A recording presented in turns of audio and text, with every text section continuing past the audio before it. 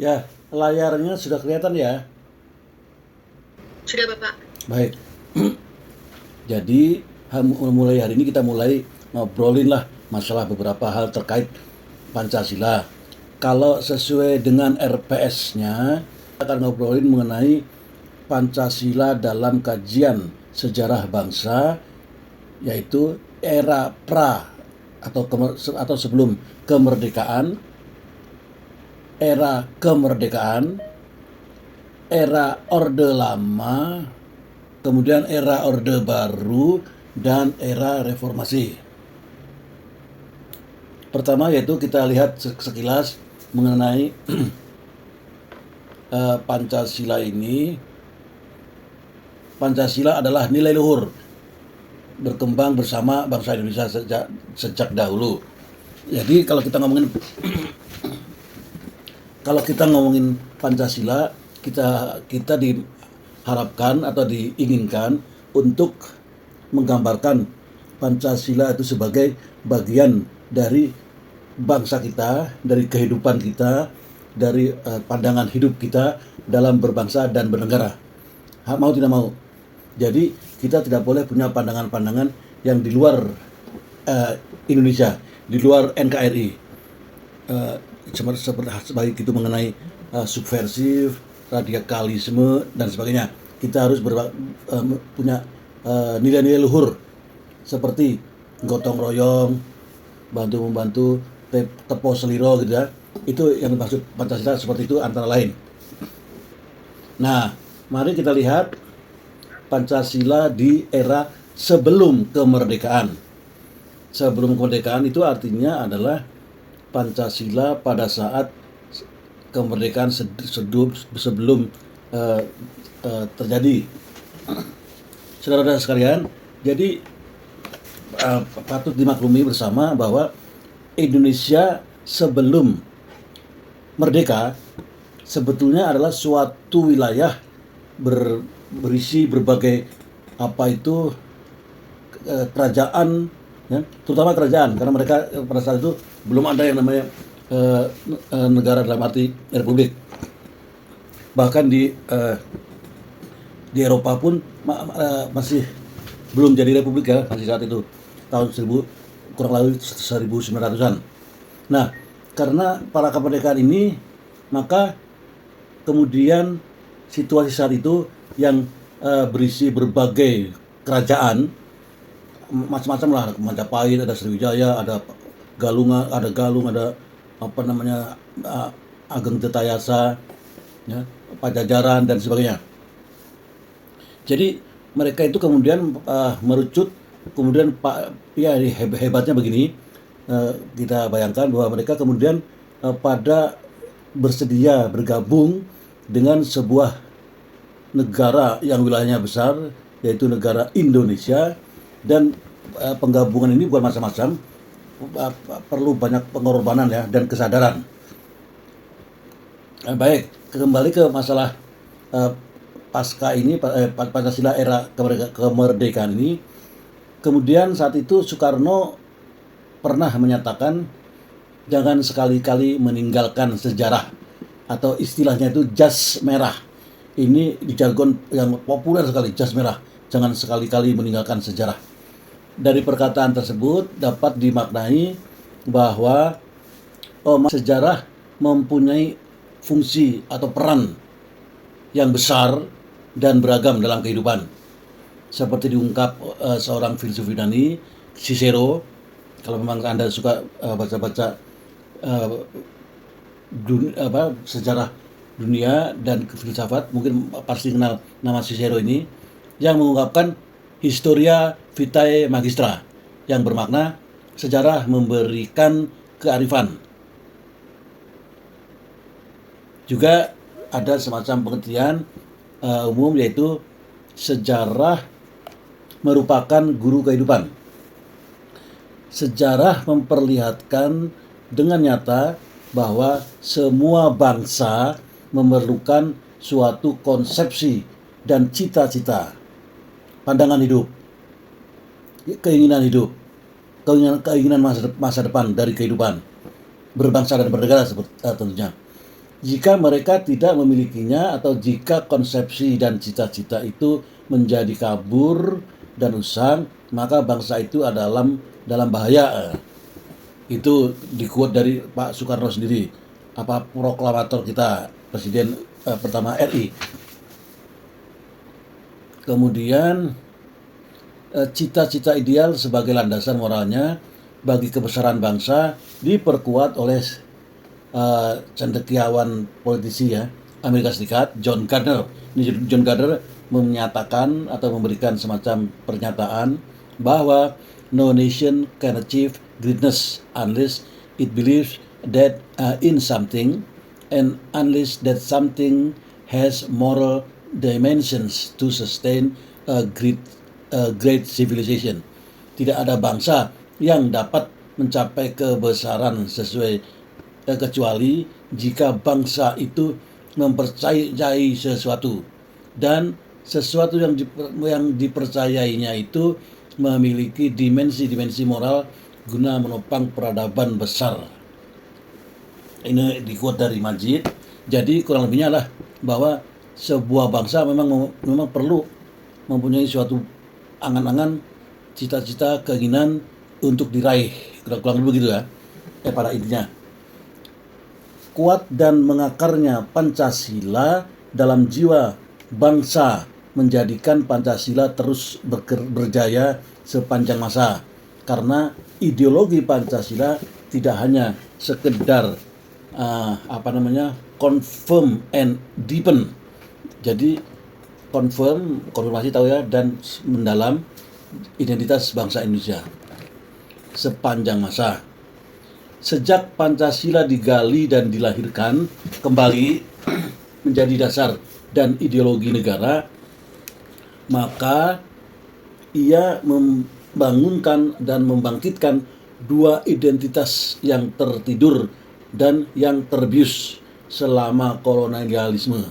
Ini suatu statement ya, yang mungkin apabila menurut kita itu penting bisa kita kuat. Baik, jadi seperti barusan saya sampaikan, Pancasila memang merupakan suatu idealisme, suatu keinginan, suatu pandangan hidup. Dia memberikan nilai-nilai seperti itu. Baiklah, jadi kita lihat lagi bahwa nilai-nilai Pancasila itu menurut sejarah kira-kira abad 7 sampai 9, bangsa Indonesia mendirikan kerajaan Sriwijaya di Sumatera Selatan ya. Jadi bayangkan saudara-saudara, di Sumatera Selatan ya, di daerah Palembang itu sekitar abad 7 dan sampai 9, di bangsa Indonesia, bangsa kita telah mendirikan sebuah kerajaan besar sekali yang dinamakan dengan Sriwijaya. Masalahnya adalah kemudian apakah itu sudah bangsa Indonesia? Ya jelas belum. Bahwa Indonesia dari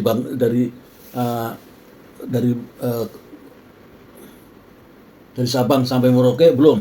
Ini adalah suatu situasi sejarah di mana di daerah kita yang kemudian jadi Indonesia itu sudah terlihat, sudah terdapat suatu kehidupan berbangsa yang besar. Nah, akhirnya kan Sriwijaya atau Sumatera Selatan akhirnya kan menjadi wilayah Indonesia sekarang. Dan kemudian pada abad 8 sampai 9 juga sudah ada di Jawa Timur, Mojokerto, itu namanya Kerajaan Majapahit. Ini dalam rentang waktu yang berlainan ya. Sriwijaya sendiri 7 sampai sampai 12 abad ya, abad ke-12. Kemudian di Majapahit dari abad 13 sampai abad 16 ya. Jadi rentang waktunya lain-lain. Kedua zaman itu merupakan tonggak sejarah bangsa Indonesia, karena bangsa Indonesia masa itu telah memenuhi syarat sebagai suatu bangsa yang mempunyai negara. Itu yang barusan saya jelaskan. Jadi situasinya saat itu sudah begitu. Sudah, jadi artinya bangsa kita memang sebuah bangsa yang besar, punya sejarah panjang, peradaban berbangsa. Jadi kedua kerajaan itu merupakan contoh telah merupakan negara-negara berdaulat, bersatu serta mempunyai wilayah yang meliputi seluruh Nusantara. Kedua zaman kerajaan itu telah mengalami kehidupan masyarakat yang sejahtera. Jadi bayangin aja, dua-duanya Majapahit atau Sriwijaya, mereka semacam sudah terbayang bahwa bangsa kita bangsanya adalah sebuah bangsa yang begitu luas dan seluas Indonesia itu. Mereka juga sudah berdagang, sudah berkomunikasi, sudah berinteraksi ke dunia luar. Bayangin aja, ke dunia luar adalah dunia di mana perhubungan diperlukan suatu situasi yang lebih kompleks, kontak, komunikasi, interaksi. Tapi mereka sudah ada, sudah terjalin. Yaitu makanya kemudian di dalam sejarah disebutkan kita juga sudah menjalin dengan di daerah Champa, Kamboja, Ayodhya, ya, bahkan sampai Sri Lanka. Menurut Muhammad Yamin, berdirinya negara kebangsaan Indonesia tidak dapat dipisahkan dengan kerajaan lama, ya, yang merupakan warisan nenek moyang bangsa Indonesia. Negara kebangsaan Indonesia terbentuk melalui 3 tahap, yaitu pertama zaman Sriwijaya di bawah Wangsa Sailendra, itu sekitar tahun 600 sampai 1400. Kedua, negara kebangsaan zaman Majapahit 1293 sampai 1525. Kedua tahap negara kebangsaan tersebut adalah negara kebangsaan lama. Ketiga, negara kebangsaan modern yaitu negara Indonesia merdeka tahun 17 Agustus 45. Mari kita sekilas membahas mengenai masa kerajaan Sriwijaya, yaitu yang berdiri abad 7, kekuasaan Wangsa Sailendra. Kerajaan itu berbahasa Melayu kuno dan hurufnya huruf Pallawa, adalah merupakan kerajaan maritim sebetulnya. Sriwijaya itu memang maritim, jadi sehingga ibu kotanya juga di daerah pantai, ya, mengandalkan jalur perhubungan laut. Nah, itu kekuasaan Sriwijaya menguasai, Anda bayangkan, dia menguasai daerah Selat Sunda, termasuk daerah Jawa bagian barat ini. Kemudian Selat Malaka, termasuk Malaysia dan sebagainya. Sistem perdagangan telah diatur dengan baik, di mana pemerintah melalui pegawai raja membentuk suatu badan yang dapat, ya, mengumpulkan hasil kerajinan rakyat, sehingga rakyat mengalami kemudahan dalam pemasarannya. Kemudian dalam sistem pemerintahan sudah terdapat pegawai pengurus pajak, harta benda,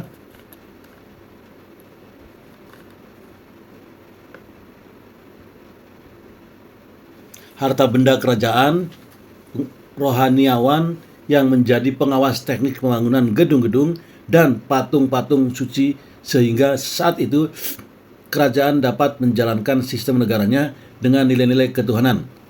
Ini tulisannya apa? Pak Kailan. Jadi para mahasiswa sekalian, apabila ada yang mungkin berkeinginan atau suka dalam sejarah, penelitian sejarah, bisa digali tuh artefak-artefaknya, artefak, terus peninggalan-peninggalan zaman Majapahit ataupun Sriwijaya itu menarik sekali. Dan itu betul-betul peninggalan-peninggalan sejarah itu kita punya semacam memori suatu peninggalan yang luar biasa. Jadi sebetulnya kalau kita bisa memaksimalkan potensi kita bangsa Indonesia, sejarah tidak harus didominasi oleh cerita-cerita mengenai kebesaran kekuasaan di Eropa Barat, di Prancis lah, di Inggris lah, atau atau bahkan mengenai cerita-cerita di Mesir, Mesopotamia, ya, juga kemudian mungkin di daerah Rusia. Tidak, di wilayah bangsa kita sendiri juga sebetulnya sudah ada peninggalan-peninggalan sejarah yang tidak kalah dahsyatnya, tidak kalah hebatnya. Cuma masalahnya adalah kita tidak atau belum menggalinya dengan baik dan maksimal. Kita belum memanfaatkannya dengan baik dan maksimal. Bahkan karena penjajahan Belanda, banyak sekali peninggalan-peninggalan ataupun artefak-artefak sejarah Indonesia yang ditaruh, disimpan atau diculik peninggalan-peninggalan kita di Belanda.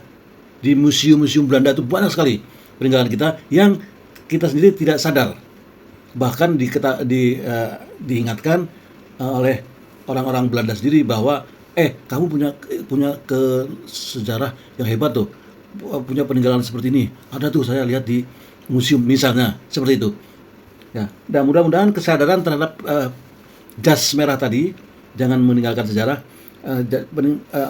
kesadaran ini bisa semakin tumbuh di kalangan kita, sehingga kita sudah semakin pede dalam berwawasan, juga dalam bergaul dengan negara-negara lain.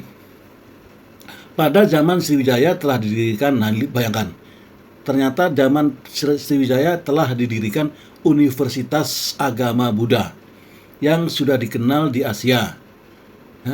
Jadi bukan hanya di Eropa saja. Di zaman itu, di sekitar abad 16 tadi, 16 sampai 12 bahkan, itu sudah ada universitas. Ya, tidak hanya di India juga sudah maju sekali saat itu. Pelajar dari universitas ini dapat melanjutkan ke Indiana. Banyak guru-guru tamu yang mengajar di sini dari India, seperti Dharmakitri, ya, Dharmakitri. Cita-cita kesejahteraan bersama dalam suatu negara telah tercermin pada kerajaan Sriwijaya sebagai terebut dalam perkataan Marjwat Vanua Sriwijaya Sidayatra Subiksa, suatu cita-cita negara yang adil dan makmur. Ya. Kalau mungkin diterjemahkan dalam bahasa sekarang tuh, negara yang gemah ripah loh jinawi, atau baldatun toyibatun warabun gawur, kurang lebih gitu. Baik, kemudian unsur-unsur yang terdapat di dalam Pancasila, yaitu 45, ketuhanan, kemanusiaan, persatuan, tata pemerintahan atas dasar permusyawaratan atau musyawarah, dan keadilan sosial telah terdapat sebagai azas-azas yang menjiwai bangsa Indonesia yang dihayati serta dilaksanakan pada waktu itu. Hanya saja belum dirumuskan secara konkret. Dokumen tertulis yang membuktikan terdapatnya unsur-unsur tersebut ialah prasasti, ya, di Talaga Batu, Kedukan Bukit, Karang Brahi, Talang Tuo, dan Kota Kapur. Ya, itu kebanyakan masih di daerah Palembang. Jadi ada prasasti itu sebetulnya bisa berbicara, ya, mengenai mengenai bangsanya sendiri. Pada hakikatnya nilai-nilai budaya yang semasa kerajaan ini Sriwijaya telah menunjukkan nilai-nilai Pancasila.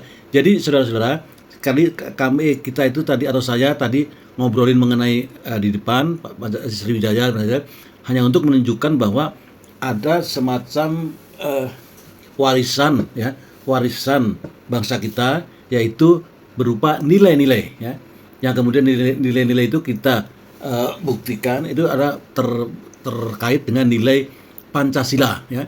Ada nilai-nilai yang terkandung di dalam kerajaan Sriwijaya. Satu, ada nilai sila pertama,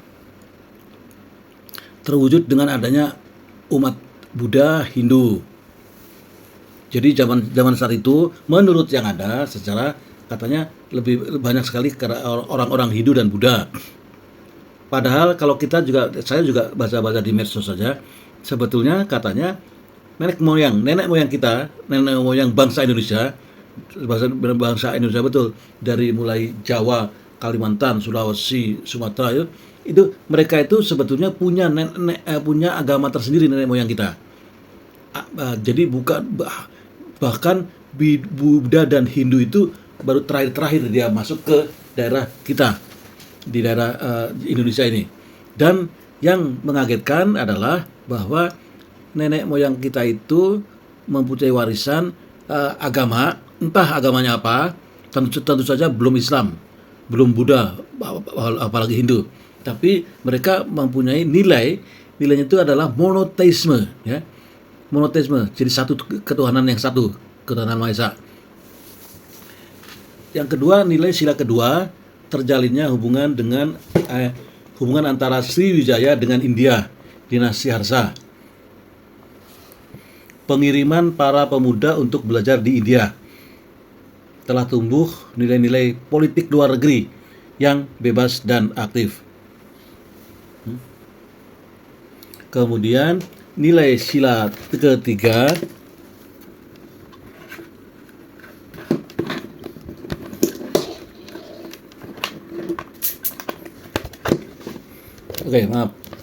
ya, nilai ketiga sebagai negara maritim, Sriwijaya telah menerapkan kondisi negara kepulauan sesuai dengan konsep yang sekarang, yaitu wawasan Nusantara.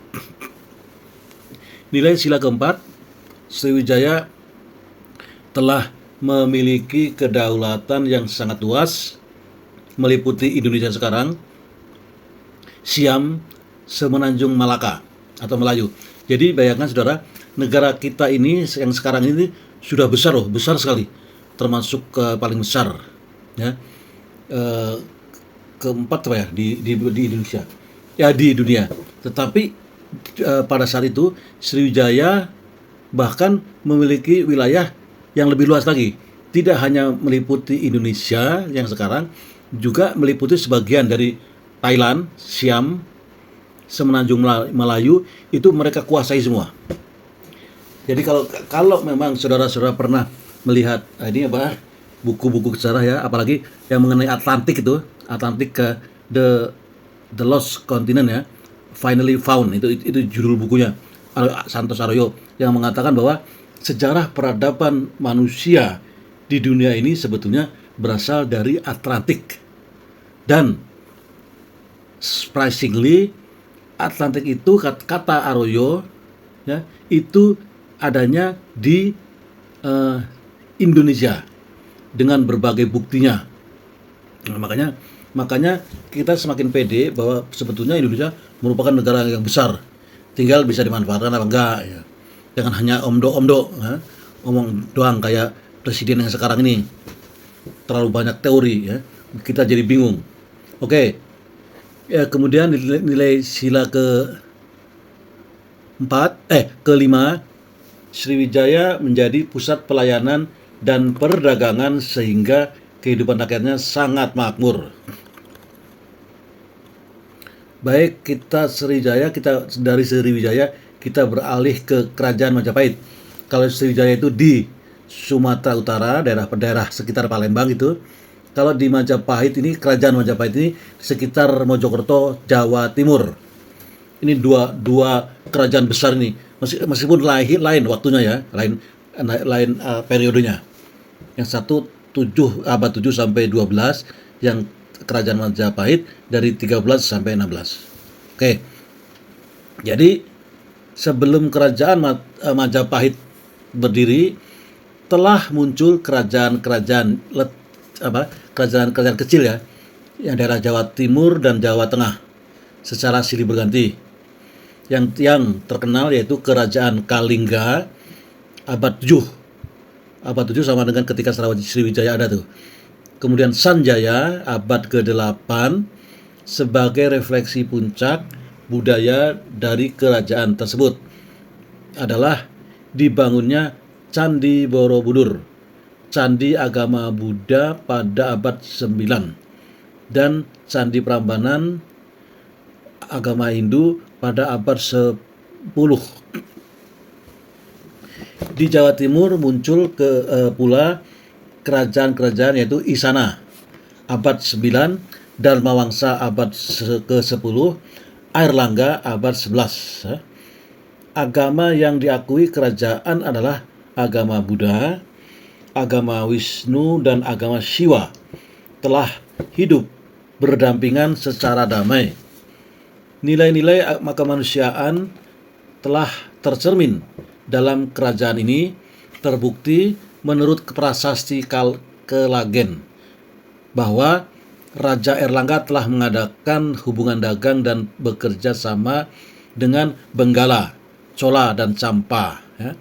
Sebagai nilai-nilai sila keempat telah terwujud, yaitu dengan diangkatnya Airlangga sebagai raja melalui musyawarah antara pengikut Airlangga dengan rakyat dan kaum Brahmana. Sedangkan nilai-nilai keadilan sosial terwujud pada saat Raja Airlangga memerintahkan untuk membuat tanggul dan waduk demi kesejahteraan pertanian rakyat. Ya, itu di-quote dari tulisannya Pak Aziz Thoyibin. Jadi abad ke-13 berdiri Kerajaan Singasari ya, di Jawa Timur nih, Kediri, yang ada hubungannya dengan berdirinya Kerajaan Majapahit. Zaman keemasan Majapahit pada pemerintahan Hayam Wuruk dengan Mahapatih Gajah Mada. Wilayah kekuasaan Majapahit semasa jayanya membentang dari Semenanjung Malayu, Semenanjung Malaka sampai Irian Jaya. Jadi bayangkan saudara-saudara bahwa ke wilayah kerajaan Majapahit saat itu sudah mulai terbentang dari Semenanjung Malaka, Malaysia sekarang, sampai ke Irian Jaya. Memang sudah seluas bangsa kita. Entah karena memang takdir atau gimana, memang kerajaan Indonesia yang luasnya seperti ini dan jadi satu, memang daerah ini seakan-akan sudah ditakdirkan dari dulunya juga seakan-akan memang bersatu. Malaka juga sebagian saja yang menjadi Malaysia. Pengamalan sila ketuhanan Yang Maha Esa ya, telah terbukti pada waktu agama Hindu dan Buddha hidup bersedampingan secara damai. Jadi ini bacaan ataupun sejarah-sejarah ini hanya untuk memberikan gambaran kepada kita bagaimana di masa bahkan pada pra kemerdekaan, jauh sebelum Indonesia itu, negara Indonesia itu ada, itu si Pancasila ini memang sudah tercermin, sudah ada nilainya, ya, sudah ada punya nilai-nilai tertentu yang diikuti, ya, yang dilaksanakan oleh kehidupan berbangsa dan bernegara rakyatnya. Ya, itu semua seperti itu. Sila kerakyatan ini saya skip aja. Baik. Ini sekarang sejarah perjuangan bangsa melawan sistem penjajahan. Nanti bila saudara ingin lebih dalam mengetahui, nanti silakan dibaca aja slide ini. Nanti saya kirimkan. Perjuangan bangsa Indonesia melawan sistem penjajahan. Nah, ini yang melalui penjajahan. Penjajahan juga seperti itu. Jadi disebutkan di sini agak penting adalah kesuburan Indonesia dengan hasil buminya yang melimpah terutama rempah-rempah yang sangat dibutuhkan oleh negara-negara di luar Indonesia, menyebabkan bangsa asing masuk ke Indonesia. Bangsa Barat yang membutuhkan rempah-rempah itu antara lain adalah Portugis, Spanyol, Inggris, Belanda, ya itu. Kalau Amerika enggak, Amerika ke Filipina. Kemasukan bangsa Barat seiring dengan keruntuhan Majapahit. Ya kurang lebih periodenya Majapahit teruntuh. Setelah itu bukan tiba-tiba, dalam perkembangannya orang-orang Barat juga mulai ekspansi wilayah ke dunia lain, dan kebetulan mereka juga sudah mulai mengembangkan teknologi pelayarannya seperti Portugis dan Spanyol, Inggris dan Belanda itu, dan mereka bahkan menyeberang lautan sampai ke daerah Indonesia, daerah Asia.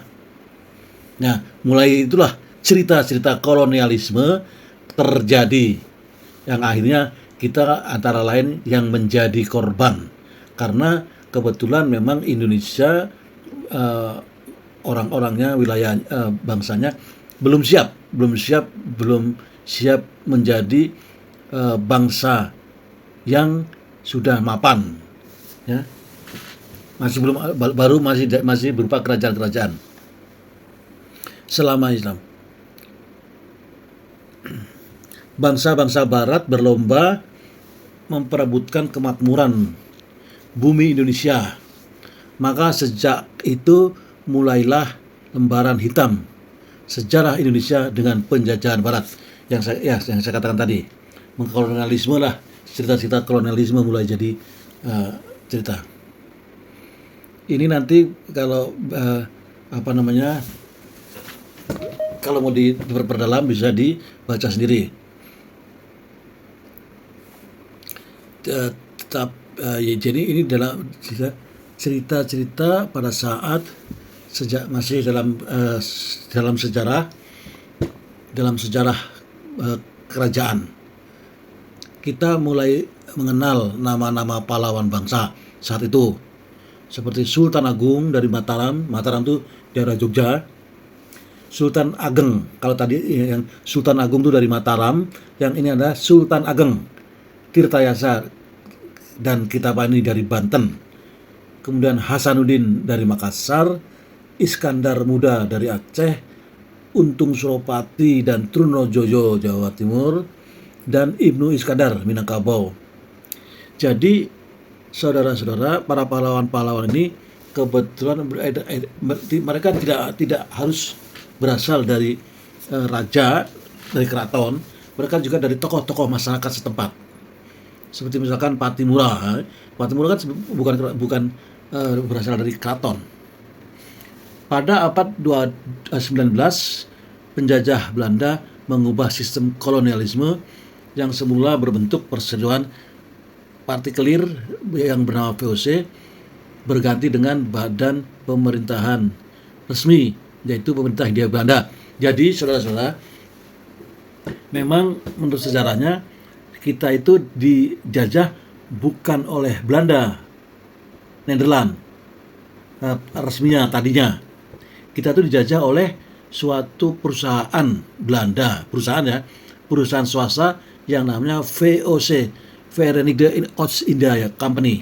Ya, jadi VOC ini perusahaan swasta tapi besar, ya, besar sekali usahanya, sehingga bisa sampai berlayar melampaui wilayah ke Indonesia. Ya, karena VOC itu baru tercatat dalam sejarahnya, kalau tidak salah dia itu baru masuk ke Indonesia tahun 1596 kalau tidak salah. Tapi Belanda baru 200 tahun kemudian, abad berapa tuh? Abad 19, bahkan 300 tahun kemudian. 19 ya. Kemudian Belanda baru datang dan kemudian mengambil alih penguasaan dari VOC ke pemerintahan Hindia Belanda.